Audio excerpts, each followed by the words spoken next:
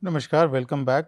So, last lecture we stopped here talking about the drainage pattern mainly, and we have discussed a variety of uh, drainage patterns and how we can interpret the subsurface structure as well as the lithology which exist below the surface.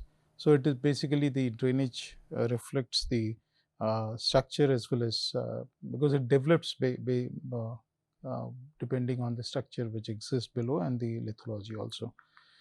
Now, the drainage pattern and geological history, as we have already discussed, the drainage pattern and geological history, we can talk about the antecedent drainages, superposed streams, and all that. Okay, so last lecture we were talking about that how we will see mostly in tectonics the antecedent streams where they crosses the anticlines. Okay, so this is one of the example that and another part which is important we should remember is that in this area we will have the stream will cut, that means the erosion will be there, and you may come across, if there is a structure like this, you may come across a sort of an gorges in this area. So it will show a very incised channel in this portion of if it is crossing the fold.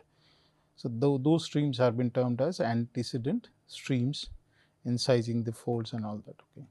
So, these are few like already we have discussed couple of type of drainages, and then it has description and geological significance. How what is the geological significance in terms of the lithology as well as the structures and topography also. Okay, so you kindly go through when you get the slides and all that.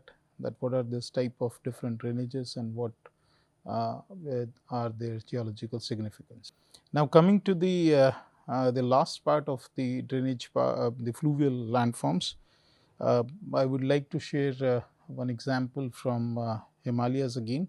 And if you remember this, this is the same area which I was showing of Janauri anticline and all that in the previous lecture. So, what we did was this is a freely available data SRTM, that is Satellite Radar Topographic Mission data. You can download, and then what we did was, because it is available as a digital elevation model, you can extract drainages. Okay. So, based on, and that is the topographic variations you will see in elevation change. Based on that, you can extract the drainage pattern and drainage mainly. So, also you can try to get that what is the order of the stream, okay, mean stream.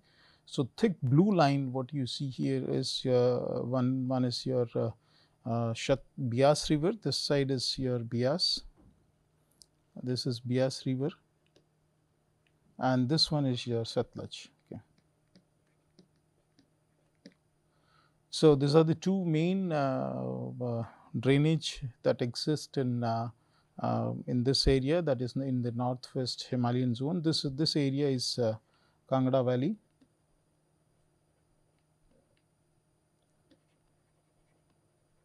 And this side if you come, then you have, this is Janauri anticline.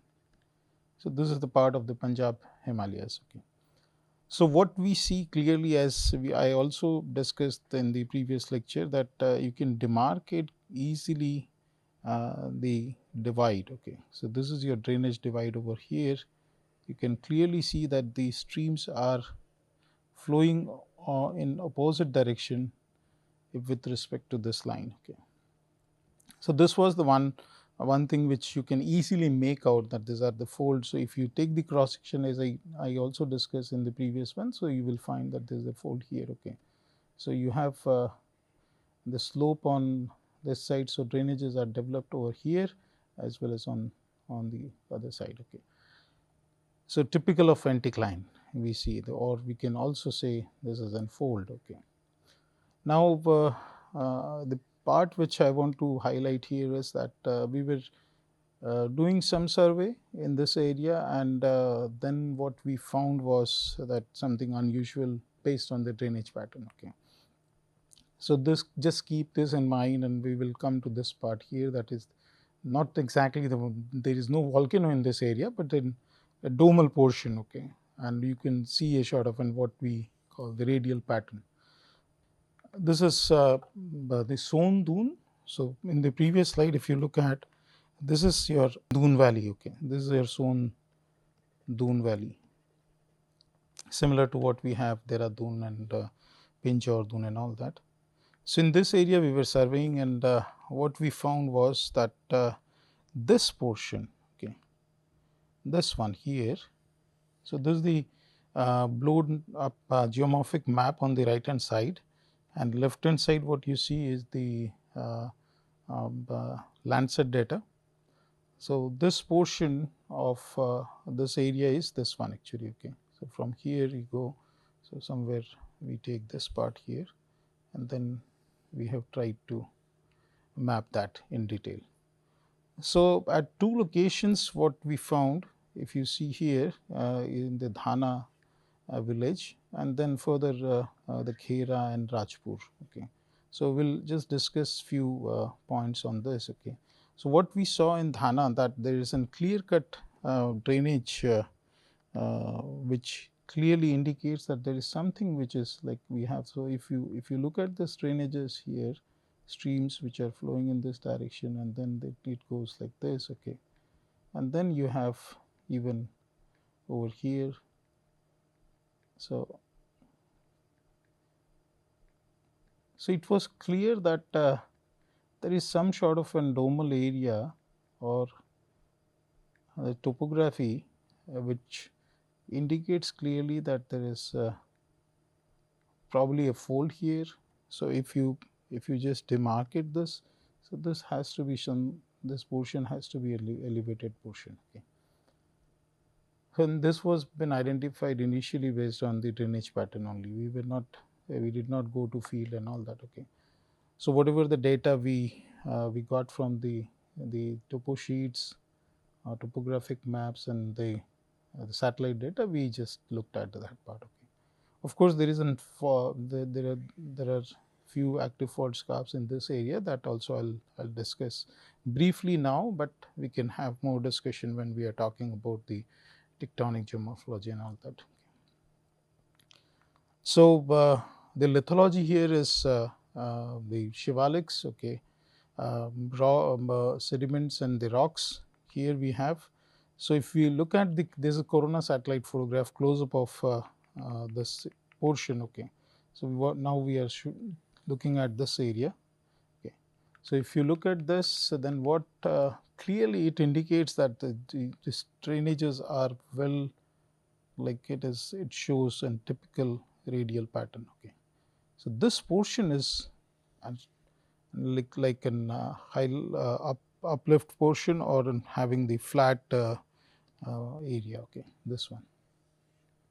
So now what we did was that we went to field here and then tried to look at from this portion that how it looks. So topographically what we found was there's a clear cut elevation in this area. If you see in the cross sectional view, then we were able to see this one. So this is a typical of like an fold, and then we interpreted that there is a fault which goes through here in this area, and that has resulted into the deformation of this, okay. This portion is like because of the movement along this fault, this has been uplifted here. So this Dhana village, and this is Nalagad, and fault passes through this one. These are the arrows, which the arrows shows the trace of the fault, okay. We will come to this part also, how the drainage pattern changes and got affected because of the faulting, okay.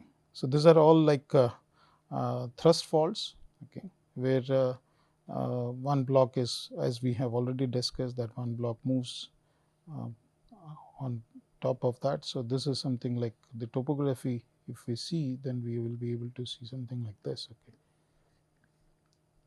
So this is the scarp here, and then this the faulting is something like this, moved up, okay. So this is your hanging wall, and this is your footwall. So close to Rajpura. So first we'll see this example about the drainage uh, change in the drainage pattern. And as I also mentioned that the alluvial channels are very sensitive to tectonic movements. Okay. So let's see that part first, and then we'll go to Dhana, or maybe first is Dhana and all that. Okay. Yeah. Okay. So close up, if you see of this area, this close up of this. Okay. So what you can mark from here is that if you just try to look at the drainage over here along this line. Okay. So this is the line. Let me put it with the red here. This one. So if this is the line here. Okay, and if you can just extract the drainage carefully, then in this portion you have very tight meander. Okay, so you have very tight meander over here. All the streams which are crossing this portion, and on the upthrown side, that is the hanging wall, you have all tight meanders. That means that over here you have very tight meander, but as soon as it crosses this, then it becomes almost straight. Okay. So you have very tight meander here, and then it becomes straight, and that what we were able to see here is this is a straight channel over here. Okay, and on the upstream side you have all tight meander. So this was one of very good example to understand that how tectonic movement can affect or influence the drainage or stream channel pattern. Okay, so what we have on the hanging wall side, so you have on hanging wall side we have tight meanders. Okay, so we can say that hanging wall side we have tight meanders,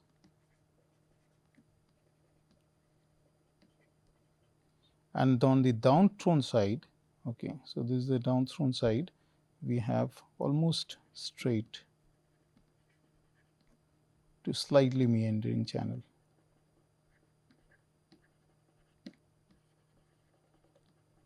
So this type of changes are very prominent and can be identified just based on the satellite data interpretations. And you can also see, as we were discussing in the previous lecture, that we have the anaglyphs and all that. So you can also make out that which side is up and which side is down. Okay, so here this portion is up and this is down. Okay, but in 2D image you won't be able to identify that.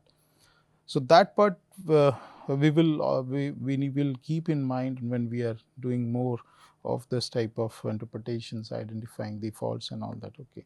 Now coming to Dhana part, as I told that we took this photograph from the Rajpura site. So this was the area from where we took the photograph, this portion, and looking towards Dhana side. Okay.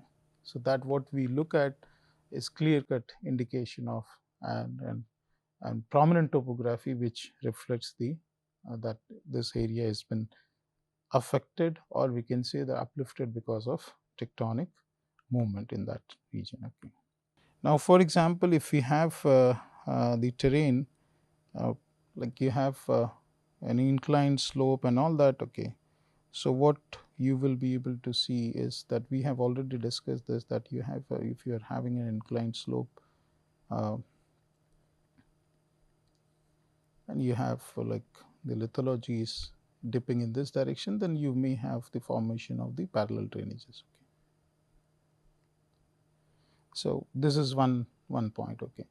Now suppose you deform this actually. Okay.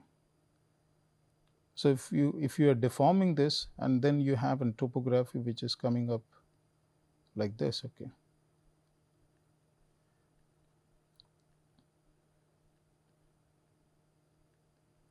So if you are deforming this portion, and then what is going to happen, as we have seen that this is like so fault is somewhere over here.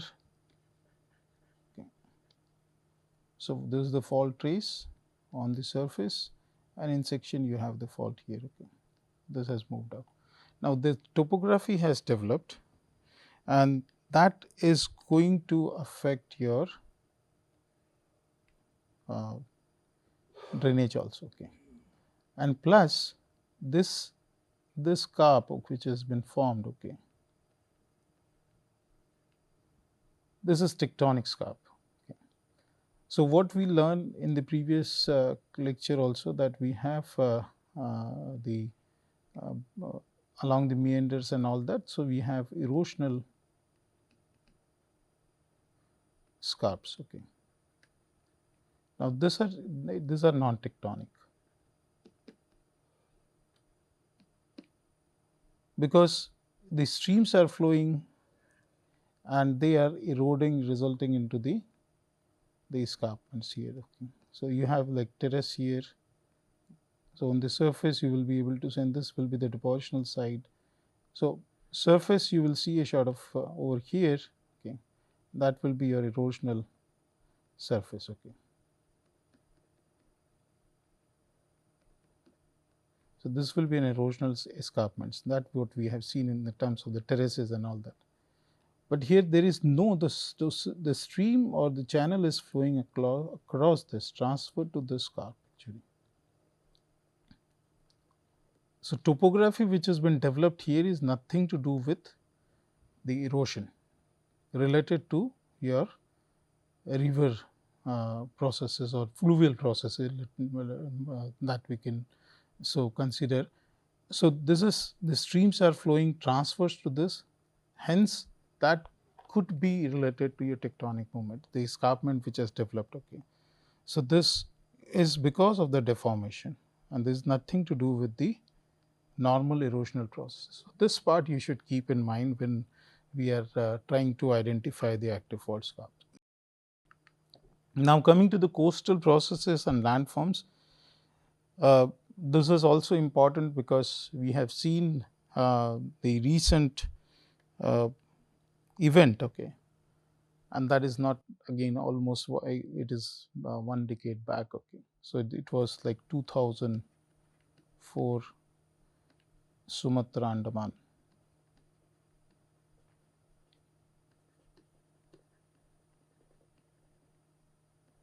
earthquake. So after this event, uh, all geologists and of course the government and all that, they felt that this is required and we need to understand the landforms. Okay, this photograph is we took during our field just after the earthquake, which shows that this island was uplifted.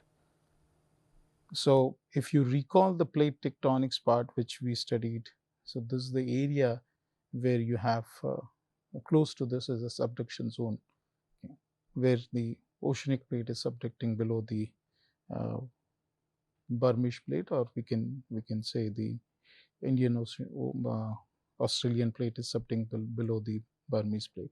Now, this island was uplifted, but in few locations the areas, coastal areas, were subsided also. Okay. Now, subsidence and your uplift of the coastal regions will be affected to the again the erosional process. That is your wave, tidal waves, and all that. Okay, and that will sculpture the landforms in that area.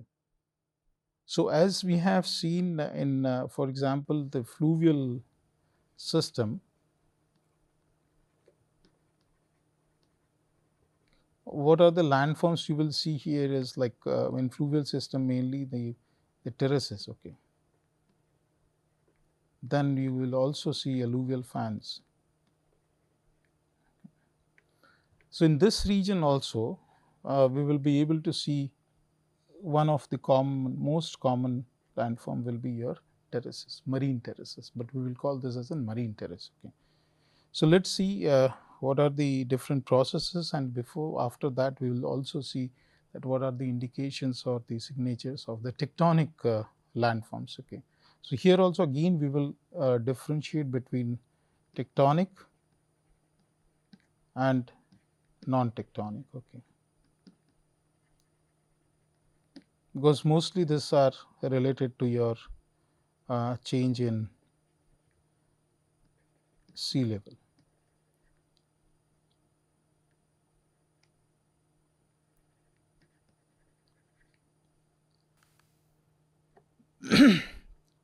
So, I'll try to show you a couple of examples from Japan and from Andaman Islands. Okay. So, you have like very most common landform is beach, which everybody loves to go on that region, and then the as adjacent terraces are also there in this region.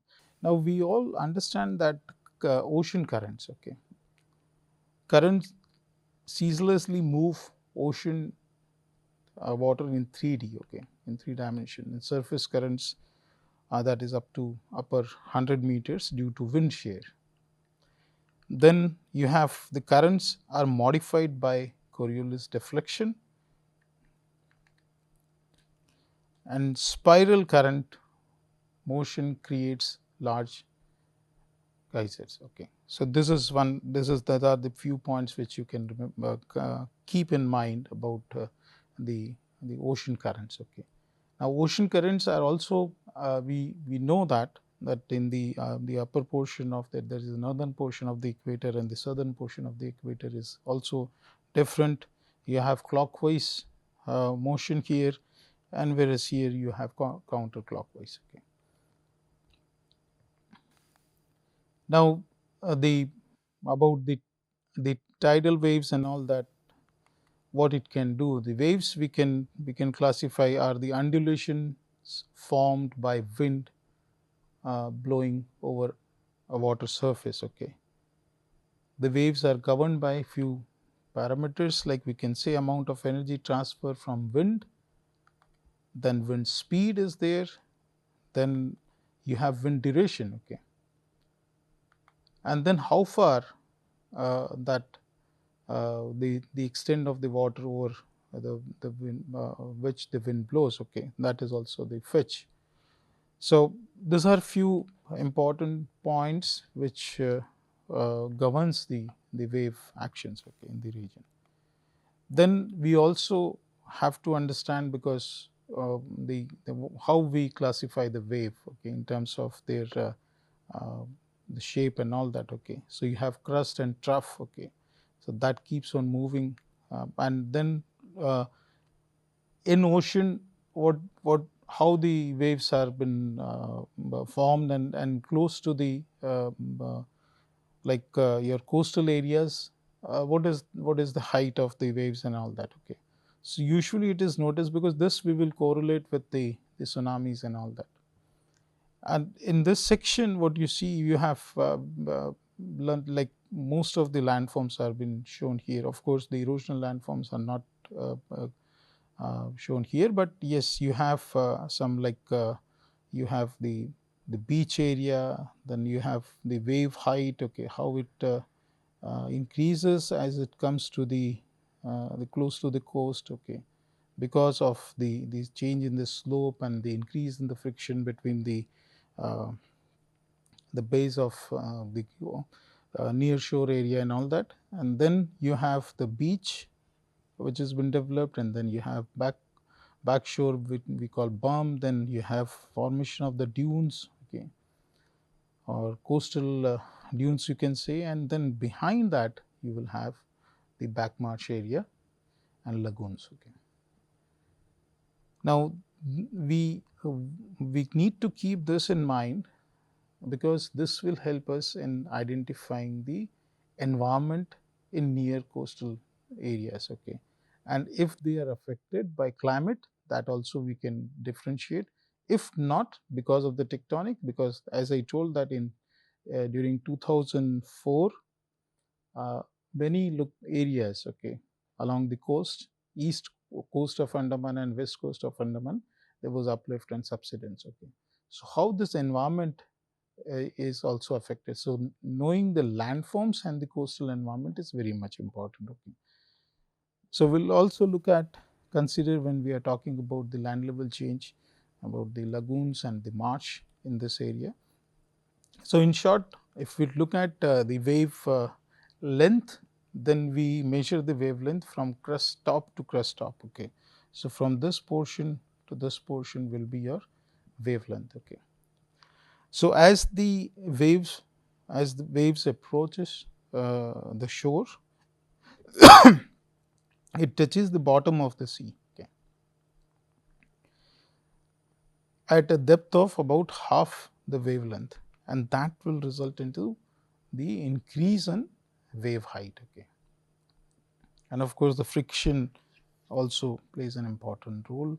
The wave will slow down, okay, and wavelength decreases. Okay. So, wavelength decreases, but the height increases. So, this fundamental will keep in mind. Okay. So, we have, that means the wave uh, length will be higher here, okay, and of course, the energy will be much higher, but here the energy, the wavelength decreases, and the wave slows down, but the height increases. Okay. So, we will stop here and continue in the next lecture, talking more about the landforms, okay, of coastal landforms mainly. Thank you so much. Namaskar.